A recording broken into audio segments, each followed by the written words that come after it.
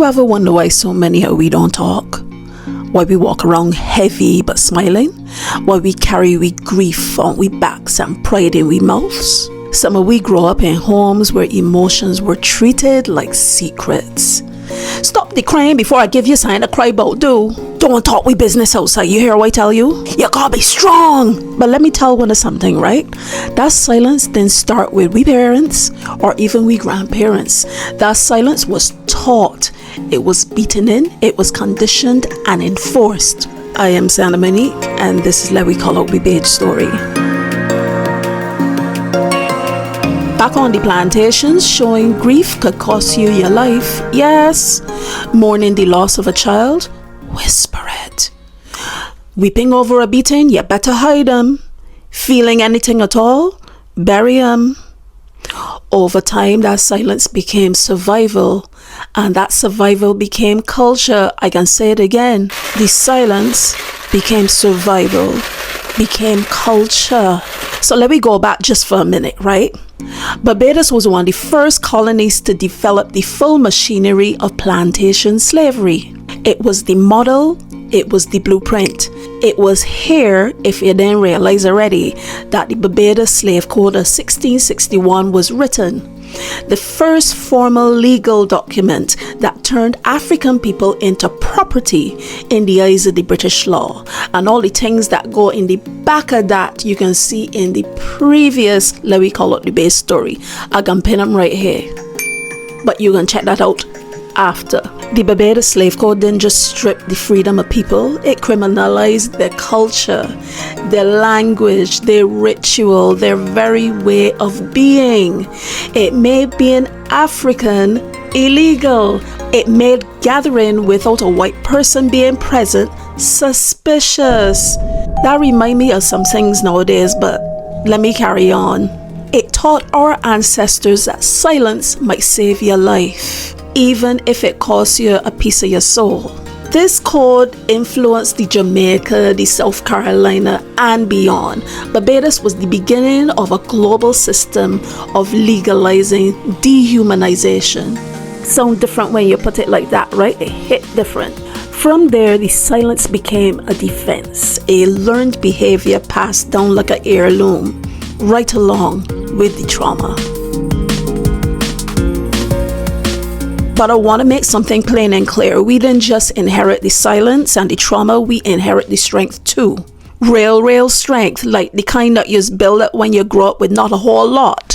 When you just walk to school with holes in your shoes and hope the rain don't fall, because you know you're gonna go home with wet socks and it's the only pair of socks you got. When you outgrow your clothes but you still got a hold in your belly and squeezing tight cause then go put on because that's the only set of clothes you got. When you bathe at the standpipe in the dark, or if you bathe in the yard under a hose or at the pipe or in a bucket. When you read and do your homework by kerosene lamp until your eyes burn from the fumes. And when the rats and the mice and the bats scratching across your ceiling at night and in the day when all the lizards and things come in. Or if you sleep in your comfortable bed and you wake up not too comfortable because you got baby slugs all about you, or centipedes or millipedes. That kind of strength, that ain't soft strength. That is forged in hard places. It's ancestral. It is what we carry from those who came before us.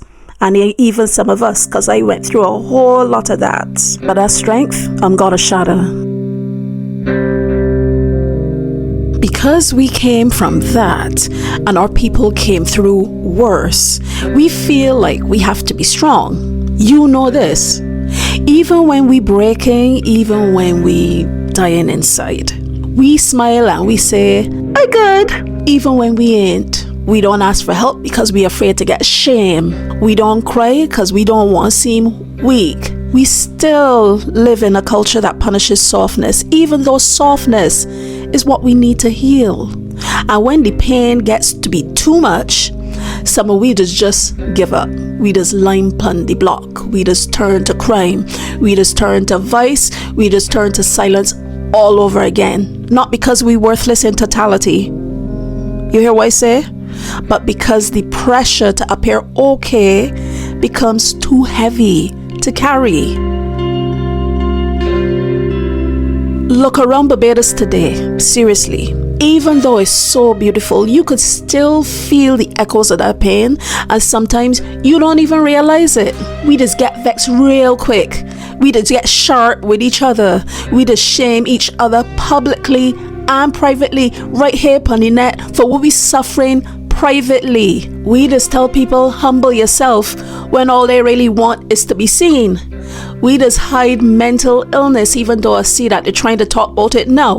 We just judge poor people even though all of we suffering. We just laugh when people cry too easily.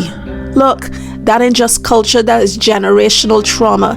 Just think about it. Think about what you just go through inside and really sit down and break it down. That is the residue of survival that got passed down without an explanation. When an entire people get taught for hundreds of years to bottle up grief, to mistrust your neighbors, to perform strength at all times regardless, that don't just go away because of independence or education or building up the system or whatever. That will stay even in a little bit of how we parent and how we discipline, how we just love or how we just struggle to love. Even the way we speak about we pride. I don't beg nobody. I don't owe nobody nothing. That too is the trauma of being owned and never wanting to feel helpless ever again. We inherit way more than skin and surnames and all the things that you can see on the outside. We inherit patterns, and some of them we never ever asked for. In trying to break that silence today, some of we just go to the extreme. I know it. I see it here on my own platform every day. We just try changing up the narrative so much that we risk the erasure of our actual Baj-Story. We just say we weren't just slaves, or we weren't slaves at all. We were kings and queens, which we were, but we also went through slavery. We also were field hands. We were runaways, we were rebels, we were victims, and we were survivors. We were humans who were stripped of everything and still found a way to pass down something. Let's not get our Baj-Story twisted. You hear what I tell you? Let's not swap one lie for another. Healing doesn't mean rewriting the pain just to make it pretty. Healing means facing it and naming it and respecting it, because it is part of who we are today.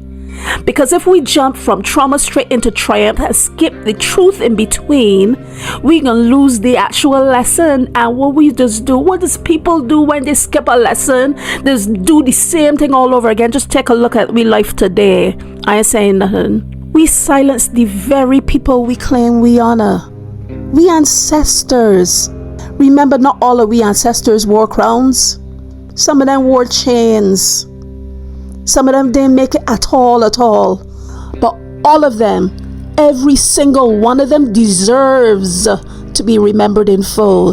This is why I, XANNAH MONIQ, choose to speak. Not just for me, but for my ancestors, your ancestors, for all of we. And this is why I urge you to sit down and think. Really think about your life and those who came before you.